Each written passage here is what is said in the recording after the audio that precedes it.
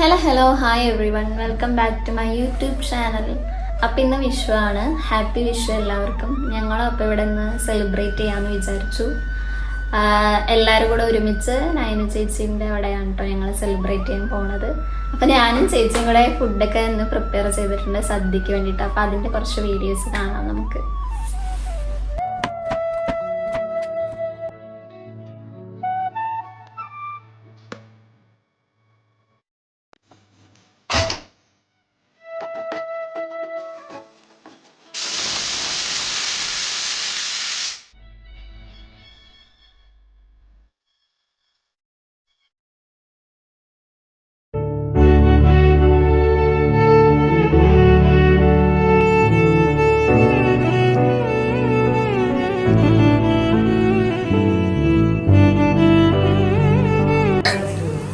Happy Vishu പറ. Happy Vishu. യേ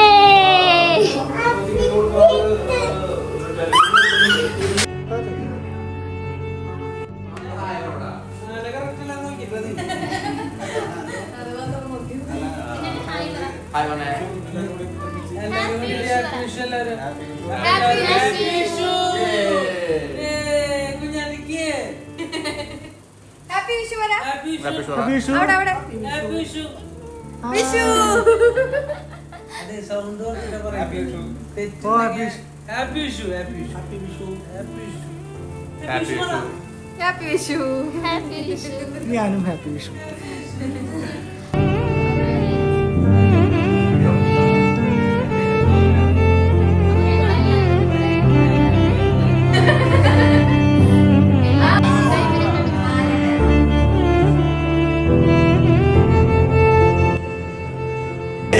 ഇനി നമ്മളിവിടെ ഫുഡിന്റെ കുറച്ച് കാര്യങ്ങളൊക്കെയാണ്.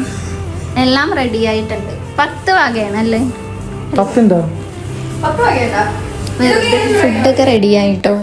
എല്ലാവർക്കും നല്ല വിശപ്പായി. അപ്പോൾ നമ്മളെല്ലാവരും കൂടെ ഒരുമിച്ചിരുന്ന് കഴിക്കാൻ പോവാണ്. തന്നെ നമ്മൾ ഉണ്ടാക്കുമ്പോഴാണ് ഇതിൻ്റെ ബുദ്ധിമുട്ടൊക്കെ അറിയുന്നത്. ഇല്ലെങ്കിൽ വീട്ടിലെ അമ്മമാർ ഉണ്ടാക്കണം, നമ്മൾ വന്നിരുന്ന് കഴിക്കണം, അത്രയല്ലേ ഉള്ളൂ. അതത്ര സിമ്പിളല്ലാന്ന് ഇപ്പം മനസ്സിലായി.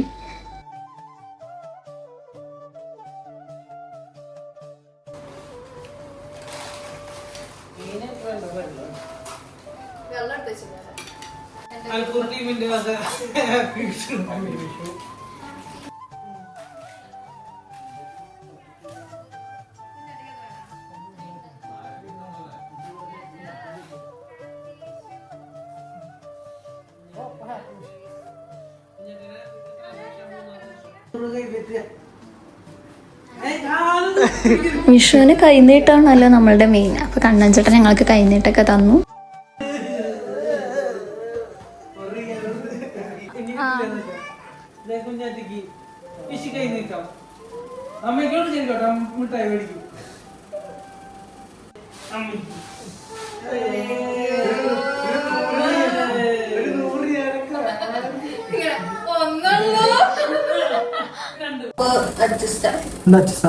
ഖത്തറിലെ ആദ്യത്തെ വിഷു സെലിബ്രേഷൻ അല്ലേ? സെലിബ്രേറ്റ് ചെയ്തിട്ടില്ലേ? കണ്ണൻ ചേട്ടൻ ഒരു 11 പേരുള്ള ഒരു അപ്പാർട്ട്മെന്റ് ആയിരുന്നു. 3 BHK. അവിടെ എല്ലാവരും കൂട്ടിട്ട് ഒരുമിച്ച് ഭക്ഷണം ഉണ്ടാക്കി. രാത്രി തൊട്ട് കാലത്ത് വരെ ഭക്ഷണം ഉണ്ടാക്കിയിട്ട് എല്ലാവരും കൂടി ഒരുമിച്ച് ഇലയൊക്കെ വെച്ചിട്ട് കഴിക്കും. അത് കുറെ നാളായിട്ട്, ഇപ്പൊ 2 വർഷമായിട്ട് ഉണ്ട്. ഇപ്പൊ ആ റൂമിലെല്ലാവരും സെപ്പറേറ്റ് ചെയ്യും. പിന്നെ ഓടിക്കുന്നു. അല്ലെങ്കിൽ ഞാൻ ഓടിക്കുമ്പോ അത് 2 ദിവസമായില്ലെങ്കിൽ ചെയ്യാൻ പറ്റും. പക്ഷെ വിത്തുവിന്റെ ആദ്യമായിട്ടല്ലേ എല്ലാവരും കൂടെ പുറത്ത് പോയിട്ടല്ലോ അത് ഫുഡ് കഴിക്കാൻ. സദ്യ കഴിച്ചിട്ട് ഉണ്ടാക്കലില്ല.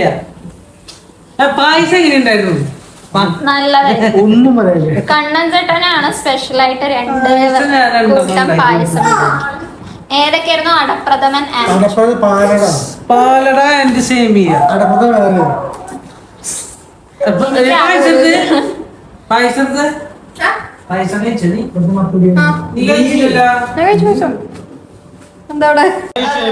ആദ്യത്തെ വിഷു എങ്ങനെയുണ്ടായിരുന്നു ഖത്തറിലത്തെ? ഖത്തറത്തെ ആദ്യത്തെ വിഷു ഞാൻ ആദ്യമായിട്ടാണ് ഇങ്ങനെ ഫുഡൊക്കെ ഉണ്ടാക്കുന്നത്. അതുകൊണ്ട് ആൾക്കാര് വെരി ഗുഡ്. നല്ല ഇതായിരുന്നു, എക്സ്പീരിയൻസ് ആയിരുന്നു.